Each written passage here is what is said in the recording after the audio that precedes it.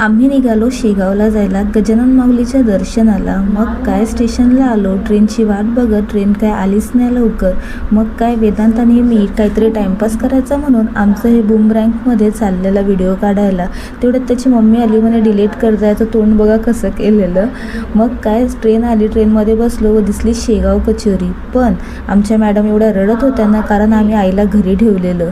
मग आईशी फोनवर बोलली, नंतर कचोरी घेतली व मस्त कचोरी खाल्ली तिने आणि आम्ही पण खाल्ली। मग आलं शेगाव, शेगावला पोहोचलो, चालत होतो बघा। आता आमची मॅडम खूप खुश झाली, हसू काही थांबत नव्हता। मग तिला घेतला गॉगल घेतला वंशिकाला, मग बघितले कानातले घेतला एक जोड। नंतर आम्ही गेलो गजरा बघायला, ताईला गजरा घ्यायचा होता तर, पण वंशिकाला पण गजरा होता। मग तिला लावून बघितला, ती एवढी क्यूट दिसत होती गजऱ्यामध्ये, वाव खूप छान दिसत होती। असं लहानपणी आम्ही पण लावत होतो। नंतर दर्शन झालं, कारण मोबाईल काही अलाउड नव्हता म्हणून आतमध्ये आम्ही मोबाईल ओपनसुद्धा केला नाही, बाहेर आल्यावरच डायरेक्ट मोबाईल बघितला।